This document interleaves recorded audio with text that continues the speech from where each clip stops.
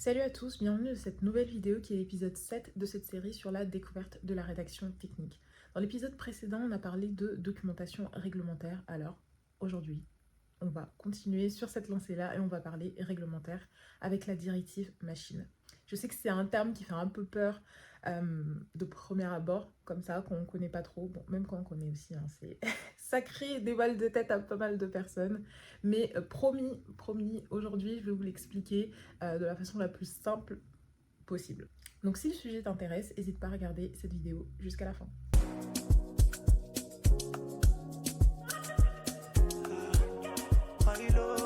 La directive 2006-42-CE du Parlement européen et du Conseil relative aux machines. C'est un gros bébé. C'est un gros bébé, mais pas de panique, on va découper ça le plus simplement possible et on va commencer au commencement déjà. Pourquoi est-ce qu'elle existe? Pourquoi cette directive existe? Donc pour comprendre pourquoi est-ce que cette directive-là, elle a été créée, il faut comprendre dans un premier temps qu'elle n'est pas là pour embêter les fabricants, elle vient ici pour répondre à une question simple, à savoir comment s'assurer que la machine ne blesse pas son utilisateur. Imaginons par exemple avec une tronçonneuse, s'il n'y a pas de règle sur l'utilisation de la tronçonneuse, si on vous donne juste une tronçonneuse, on ne vous explique pas à quoi ça sert ou quoi, je vous promets que ça finirait par un bain de sang, les personnes finiraient blessées, il y aurait des accidents, voire des morts. Donc là, on voit vraiment que le but de cette directive-là, c'est vraiment d'encadrer l'utilisation, parfois même certains dispositifs de sécurité aussi, pour pouvoir justement permettre à l'utilisateur d'utiliser un équipement en toute sécurité. Retenez bien ça parce que le but c'est la sécurité de l'utilisateur. Donc l'Union européenne a créé ce cadre commun au sein de l'Union européenne du coup de sécurité. Donc, il faut savoir que la directive 2006-42-CE, c'est pas la première, il y avait une autre directive avant elle, mais le but c'est pas de rentrer dans les détails ici, c'est que vous compreniez déjà cette base-là, qui est la base actuelle. Donc qu'est-ce qu'une machine au sens de la directive? Alors déjà dans un premier temps, la définition qui est donnée par justement cette directive-là, c'est la suivante. Donc je vais vous la lire parce que je la connais pas par cœur cette définition. Donc, une machine au sens de la directive, c'est un ensemble équipé ou destiné à être équipé d'un système d'entraînement autre que la force humaine ou animale, appliqué directement, composé de pièces ou d'organes liés entre eux, dont au moins un est mobile, et qui sont réunis de façon solidaire en vue d'une application définie. Donc oui, je sais, ça va paraître complexe dit comme ça, mais on va découper ça ensemble concrètement. On va reprendre l'exemple d'une tronçonneuse. Par exemple, une tronçonneuse, c'est un ensemble qui est équipé d'un système d'entraînement. L'entraînement, le système d'entraînement, on va dire que ça va être le moteur de la tronçonneuse, et on va dire composé de pièces ou d'organes liés entre eux dont au moins un est mobile. Donc la partie qui va permettre de couper, ça va être la partie qui va être mobile, la partie mobile de la tronçonneuse. La partie qui va être finalement en mouvement.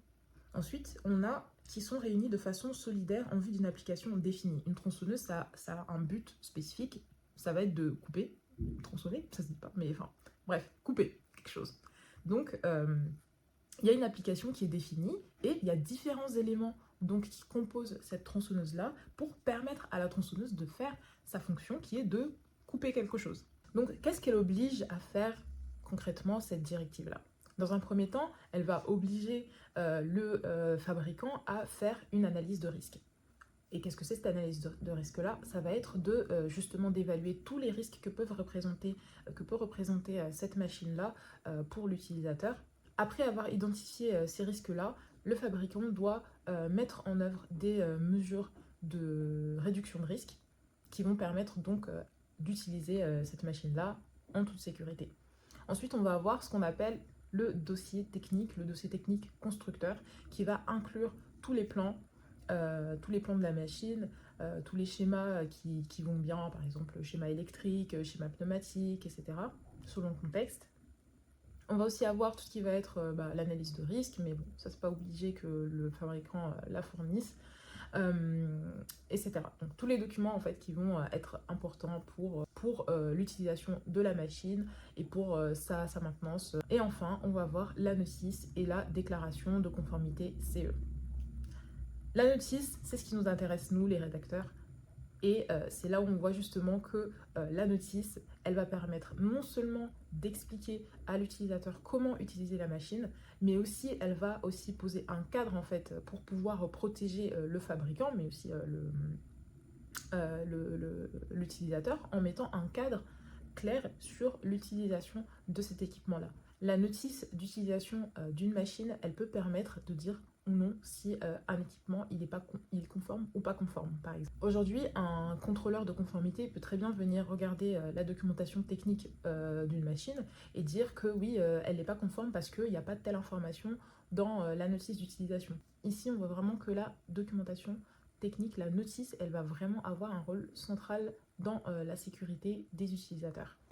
Donc la notice aujourd'hui, elle a une fonction qui peut être effectivement assez juridique d'une certaine façon. Et il faut savoir aussi que c'est de même aussi pour la déclaration de conformité. C'est eux qui engagent directement la responsabilité du fabricant vis-à-vis de la machine qu'elle met sur le marché. Donc à partir d'ici, j'espère que vous avez bien compris ce à quoi servait la directive machine et aussi pourquoi la documentation technique est indispensable. Sauf que ce cadre-là, il date de 2006. Et entre-temps, les machines ont énormément évolué. Aujourd'hui, elles communiquent, elles intègrent des logiciels, de l'intelligence artificielle.